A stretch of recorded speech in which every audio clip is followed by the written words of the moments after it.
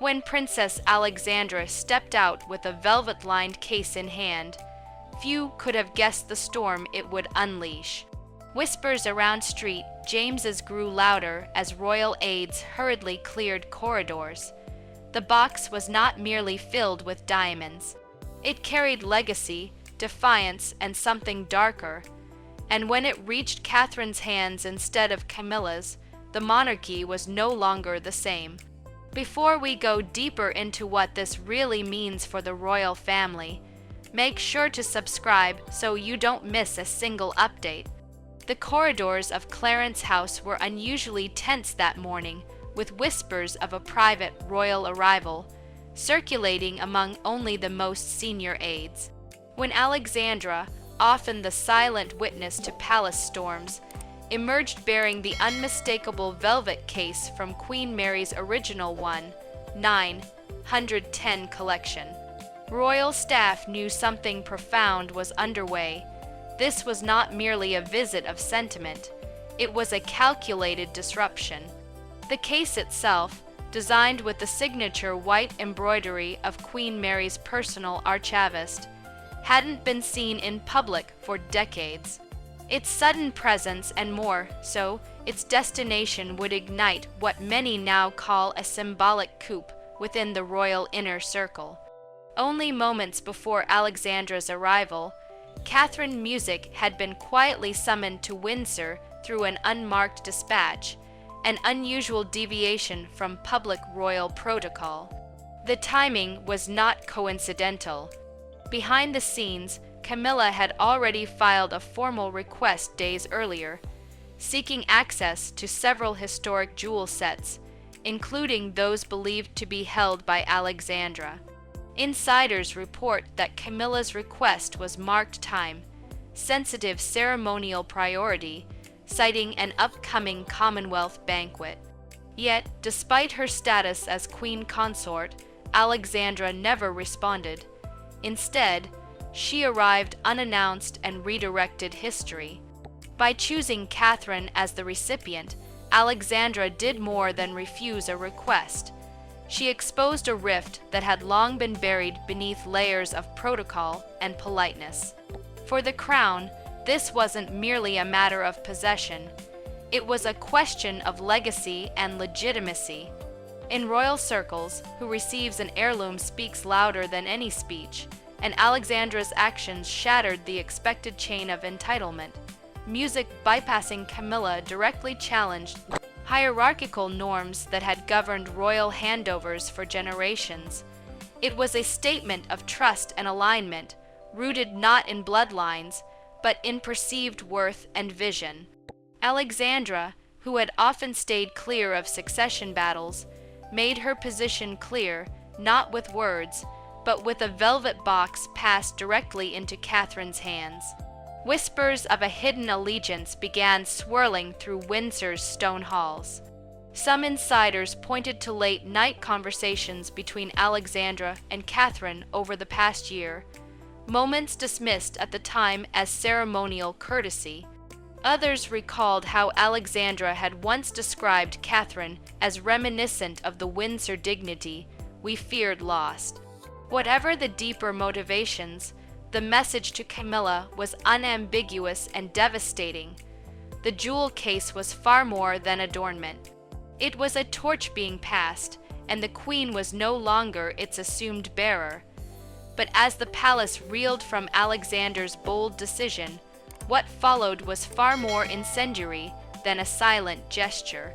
Camilla's reaction was loud, public, and impossible to walk back. What began as a murmur within palace walls erupted into a full-scale confrontation when Queen Camilla made an uncharacteristically public demand. But what shocked the world was not her insistence. It was the royal council's icy silence.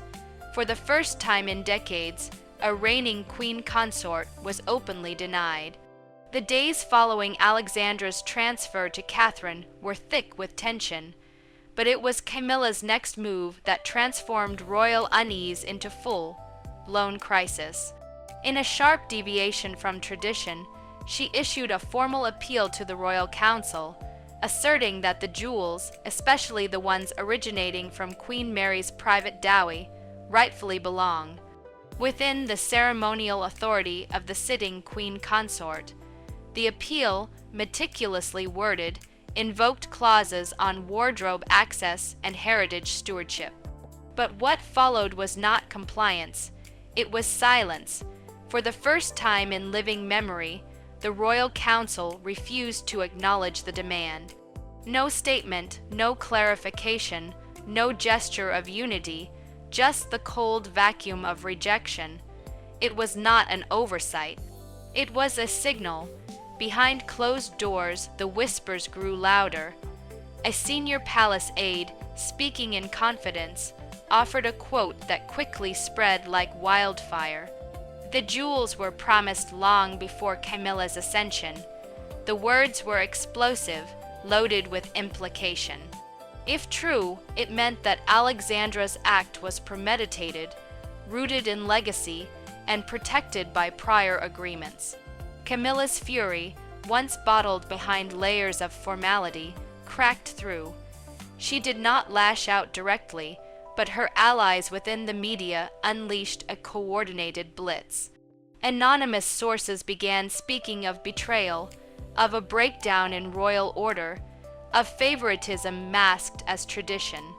Outlets known for towing the palace line were suddenly flooded with leaks, none bearing Camilla's name, yet all soaked in her discontent. And still, music Buckingham Palace refused to respond. No rebuttal, no attempt to course correct the narrative. The silence again was deafening. This wasn't negligence, it was strategy. Senior courtiers, it seemed, were choosing a side not with declarations, but with inaction.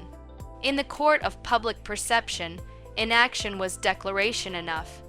Meanwhile, music, Catherine remained entirely silent. No quotes, no appearances, no commentary, but her silence was anything but passive. It radiated composure, purpose, and quiet strength. While Camilla raged through proxies, Catherine stood unshaken, an immovable presence in a storm of headlines. That contrast became the story. One woman demanding tradition, the other being handed it without asking, and in that unspoken divide, a new order was emerging, one that didn't need to be declared in words or signed in decree. Because when the queen consort is denied, and no one rushes to defend her, the throne may remain hers in name, but the power has already shifted. Yet, even as the media dissected every facial twitch and headline, something more permanent had shifted behind palace gates. The true meaning of Alexandra's defiance was far deeper than jewels. Beneath the shimmer of diamonds lay decades of unspoken loyalty. Princess Alexandra's decision wasn't impulsive. It was the final act in a long-hidden alliance. And when the truth behind her choice surfaced, it exposed cracks in the monarchy few dared to acknowledge. Long before the world saw Catherine as the poised and formidable future queen, Alexandra saw something more, something rare. During Catherine's earliest days within the royal fold, when others doubted her readiness or dismissed her presence as ornamental, music, it was Alexandra who quietly extended mentorship. Away from the cameras and titles in the less visible chambers of royal instruction, Alexandra shaped her understanding of duty, legacy, and restraint. Few knew of their early meetings, often disguised as routine consultations, but within those sessions, a bond formed that would later defy the highest levels of royal expectation. It wasn't forged through pageantry, it was built through shared silence, private sorrow, and an understanding of the weight that came with wearing history on one's shoulders. Their connection deepened in the aftermath of Queen Elizabeth II's passing. The nation mourned, but within the palace walls the grief cut differently. Alexandra had served the queen longer than most, and Catherine, music, though relatively new to the inner sanctum, carried herself with a reverence that left an impression. It wasn't performative, it was personal. In that season of mourning, the two women found a rhythm of mutual respect.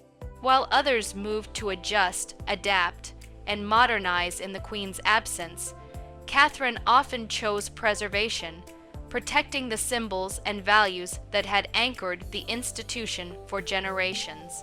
Alexandra noticed and she remembered.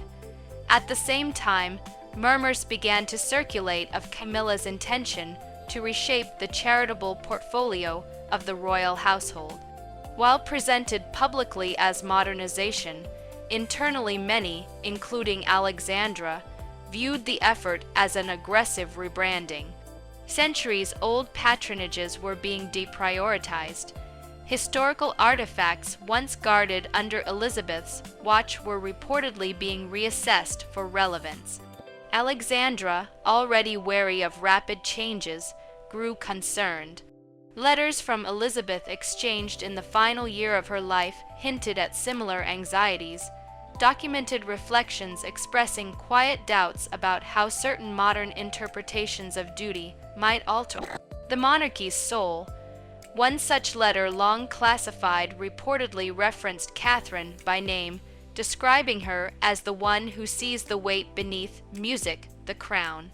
Those who believed the jewel handover was about fashion or favoritism missed the deeper current. This wasn't about diamonds. It was about trust. Alexandra wasn't transferring items of beauty. She was transferring responsibility, guardianship, continuity. She chose Catherine not because of her title, music, but because of her fidelity to values that had defined the crown for over a century. Catherine didn't ask for the honor. She simply lived in a way that made her worthy of it. In Alexandra's eyes, that was the only qualification that mattered. And in bypassing Camilla, Alexandra made her private convictions strikingly public. What seemed on the surface to be a single symbolic act was in truth the unveiling of a long-sheltered alliance between past and future. While the emotional motivations remained dignified and veiled, the political fallout was anything. But what came next was a maneuver that made headlines worldwide. Hidden from music, public calendars, and press releases, a covert meeting was convened at Marlborough House. Only 7 chairs were placed. Music, what transpired behind those closed doors, would permanently rewrite the pecking order of royal symbolism, and Camilla was not invited. It began as a whisper among the highest ranks of royal aides, an off-scheduled gathering, no press briefing, no security reshuffle, no visible convoy. Inside the walls of Marlborough House, a structure known for hosting diplomatic legacies and royal negotiations, an extraordinary session was underway. Seated around the table were individuals whose presence alone suggested a shift in power. Princess Alexandra, Princess Anne, Prince Edward, Princess Beatrice, and a pair of senior legal advisors specializing in royal heritage protocol. Notably missing was any representative from Camilla's office. Even more staggering, she had not been notified. This wasn't a meeting of reconciliation or optics. It was an intervention, methodical and deliberate. The subject listed in the classified internal docket read, "Revision of transfer protocols for heritage adornments." But beneath music, the formality of language, the purpose was raw and unmistakable. Strip the ambiguity from the past and clarify music in legal terms, who held symbolic stewardship over the jewels, heirlooms, and ceremonial relics tied to Queen Elizabeth's reign and those prior. The conversation, according to insider leaks, focused on ensuring these items would not be absorbed into any singular title, but would instead be passed based on alignment to royal values, public service record, and custodial merit. In short, it was a direct response to the Alexandra-Catherine transfer, and a legal wall against future claims from Camilla or her circle. Among the most explosive revelations was the use of the codename Obsidian Key, a term previously confined to internal royal archive references.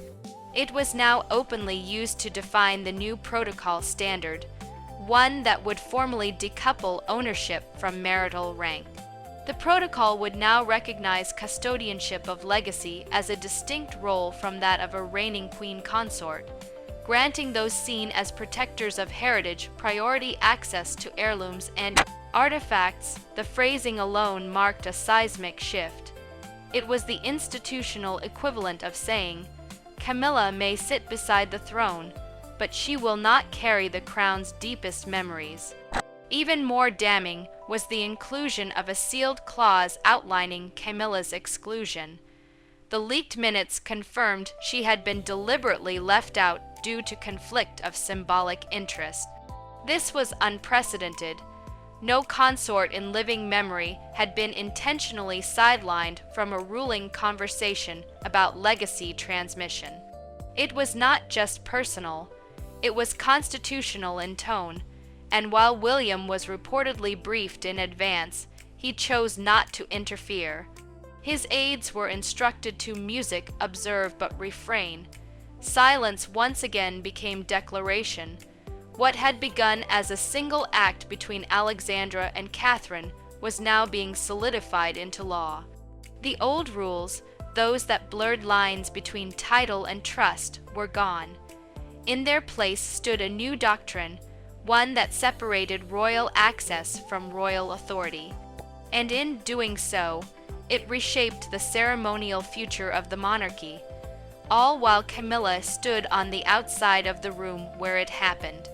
As legal ink dried in silence, the news couldn't be contained. The royal wardrobe had a new custodian, and Camilla's role was increasingly ceremonial in name only.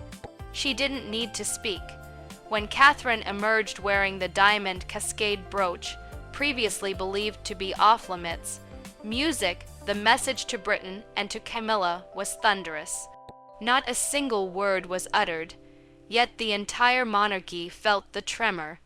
The brooch hadn't been seen in public since 1962, locked away after Queen Mary's final formal appearance and long thought to be untouchable, perhaps even lost to time.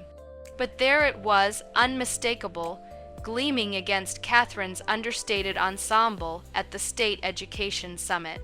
A calculated appearance that was anything but accidental.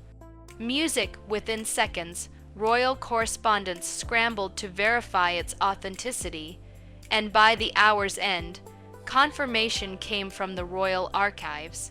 It was indeed the original diamond cascade, gifted to Queen Mary by the King of Norway, and passed privately to Alexandra in 1974. That Catherine now wore it music in full view of press and parliament alike was a move steeped in legacy, power, and veiled challenge. The moment exploded across headlines. Media outlets, commentators, and royal historians began decoding every facet of what they called Catherine's new visual language. This was not jewelry, it was messaging. The choice of brooch, the timing, the setting, all suggested a strategic ascension not yet crowned, but undeniably underway. Catherine wasn't just stepping into Alexandra's favor, she was stepping into Alexandra's authority, and the silence surrounding the decision only made the gesture more commanding. No statement was issued, no permission cited, music, no explanation offered. Only one figure was notably missing from the summit. Camilla, her absence, for the first time in over a decade, was no coincidence. Music, it was a retreat. The public saw what insiders already whispered. The shift wasn't coming, it had arrived. Social media surged with speculation. Hashtags like number queen in waiting and number cascade moment trending across the globe. Every royal watcher, every journalist, every courtier knew this was a moment of transition, not of ceremony, but of substance. And when Catherine knelt briefly beside a young student during the music summit, her words, calm, measured, and piercing, sent another ripple through the nation. "Sometimes jewels find their rightful place," she said, smiling faintly. To most it was a comforting nod to heritage, but within palace circles the line landed like thunder. It wasn't just about the brooch, it was about everything it represented: music endorsement, succession, the unraveling of a grip once assumed to be permanent. The brooch's reappearance was more than symbolism. It was Alexandra's voice echoing through Catherine's silence.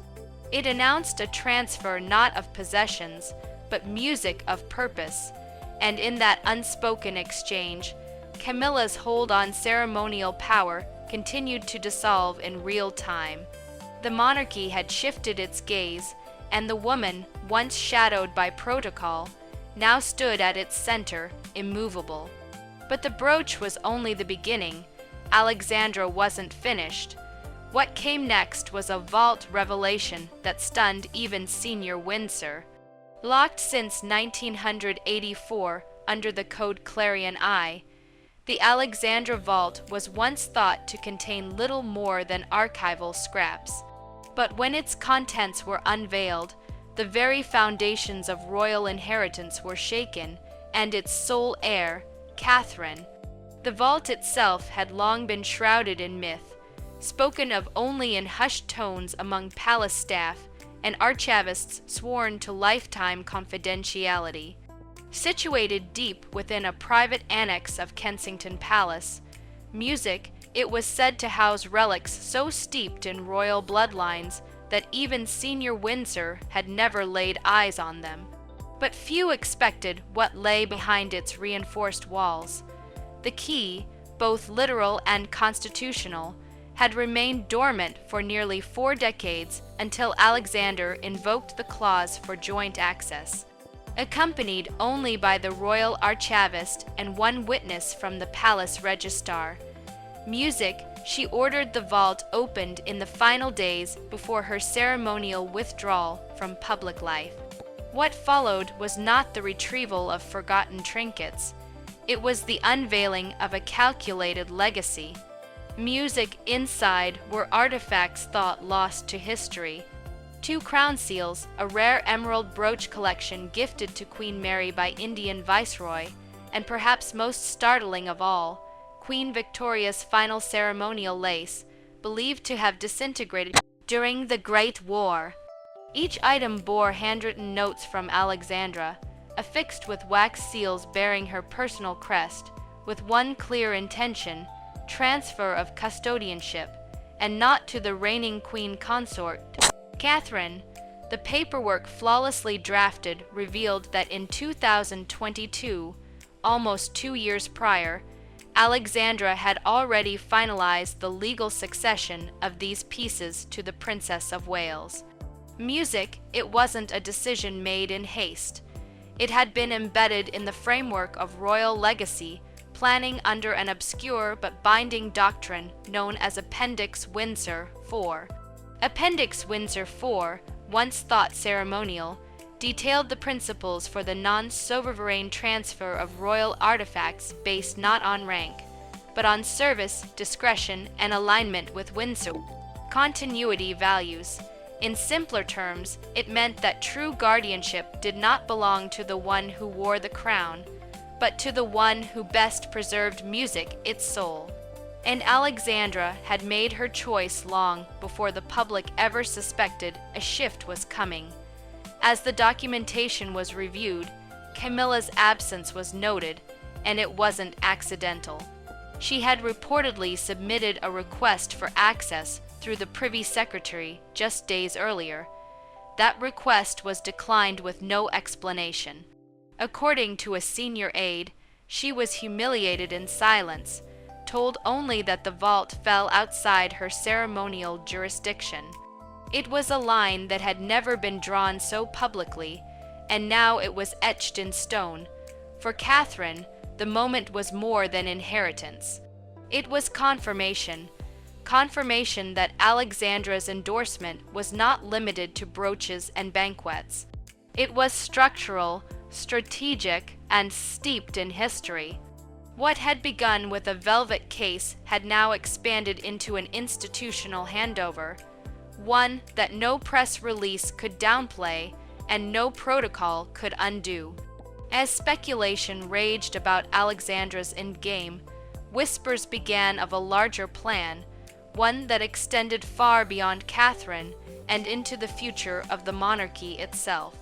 Once the most powerful woman in the palace, Camilla now watched from the sidelines as a new order ascended.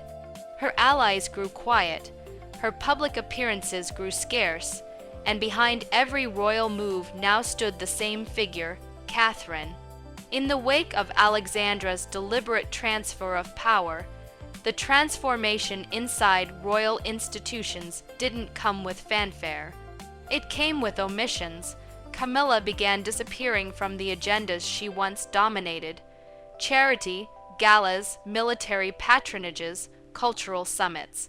Music events she had presided over for years were suddenly hosted by others without explanation or formal statement. At first, it was brushed off as scheduling realignments, but insiders knew better. Her removal was silent but systematic. Music and the vacuum she left was filled almost instantly by Catherine, not through a royal edict or public crowning, music, but through presence subtle, measured, and undeniable. Then came the leak that accelerated the unraveling. Private diary pages attributed to Queen Elizabeth emerged from the estate of a recently deceased archivist. The entries, never intended for the public, expressed deep concerns about modern image fractures within the monarchy, an unmistakable reference, analysts' music claimed, to Camilla's influence. One passage reportedly referenced music, a growing disconnect between duty and design, a phrase interpreted by many as the Queen's alarm over superficial modernization at the expense of timeless music protocol. For Catherine, these revelations weren't just an unexpected endorsement, they were ammunition, and the timing was impossible to ignore. Princess Anne, known for her unflinching candor and loyalty to the institution above all else, reportedly urged William in a closed-door meeting to solidify Catherine's positioning. The term wasn't metaphorical. It was a strategic directive, an unmistakable nudge to define a public-facing role for Catherine that reflected the quiet authority she was already wielding behind palace gates. William, though publicly neutral, acted swiftly. Catherine's name began appearing more frequently in meetings related to heritage preservation, diplomatic briefings, and symbolic engagements once handled by the reigning consort. Her signature approach, rooted in reverence for tradition, discretion, and calculated symbolism, became the new benchmark. Beatrice and Eugenie, once split between allegiances, began appearing exclusively at events hosted by or associated with Catherine. The shift was subtle but firm. Invitations changed, schedules realigned, speeches were drafted under Catherine's oversight. There was no open rebellion, no dramatic fallout, just a slow and irreversible redirection of attention. And while Camilla remained technically in place, her relevance dimmed with every passing week. Staffers began referring to the entire movement as the gentle transition, a term borrowed from Elizabeth's own style of handing over responsibility without confrontation, letting reality do the talking. For Camilla, it was a different kind of exile.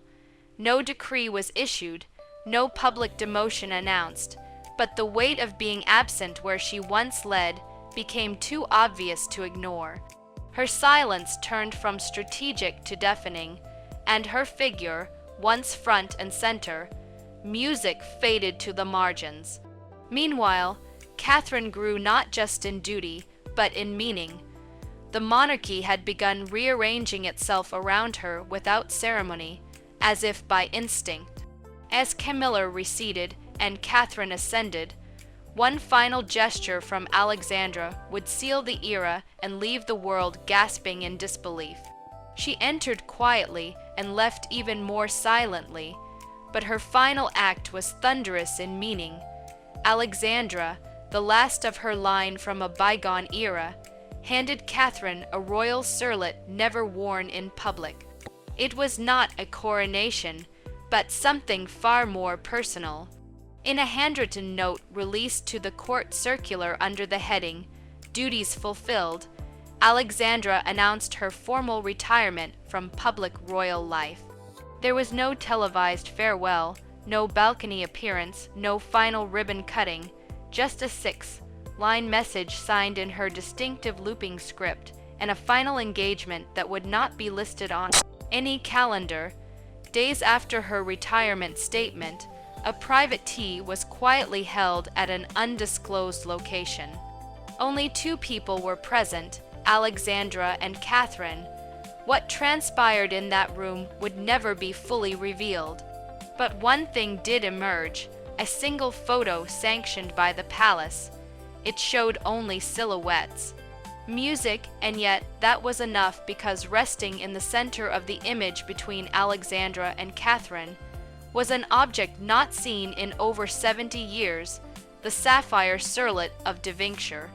The music circlet, long rumored to have vanished into private storage following the abdication crisis of 936, was never worn publicly. Music, it had passed through royal hands in absolute secrecy, considered too symbolic, too charged with unspoken meaning to risk misinterpretation. That Alexandra had safeguarded it for decades was unknown to most, and that she now passed it to Catherine away from fanfare carried the weight of generations. No title was granted, no speech was made, but in that exchange a legacy was sealed. A royal historian, when asked about the moment, recalled an older interview in which Alexandra said, "Monarchy is not about crowns, it is about who wears the weight best." That quote resurfaced with eerie clarity now, because the circlet wasn't just a piece of history. It was a burden, a statement of belief, a testament of trust. Catherine had become more than a symbol of continuity. She had become a steward of a deeper code, one that chose principle over prestige, silence over spectacle. Following the private exchange, Music Catherine made her first move not by donning the circlet, but by announcing the establishment of the Foundation of Heritage Initiatives, an ambitious endeavor aimed at restoring and preserving forgotten royal estates, traditions, and artifacts. And at the heart of its visual identity, chosen as its emblem, was a sapphire-embedded silhouette, an unmistakable nod to the gift she had just received. No public statement connected the two, but the world had learned to read between the lines, especially when Camilla's team, for the first time since the jewel controversy began, issued no comment whatsoever. The silence wasn't just deafening, it was definitive. Music in this quiet finale, Alexandra ensured her influence would outlive her presence. She didn't seek applause, she ensured continuity. The transfer of the circlet marked not the end of an era, but the rebirth of one. Catherine didn't need to be crowned, she had already been chosen.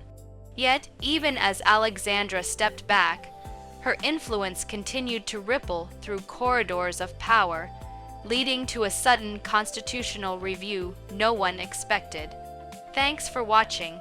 Please don't forget to like and subscribe, and we will see you in next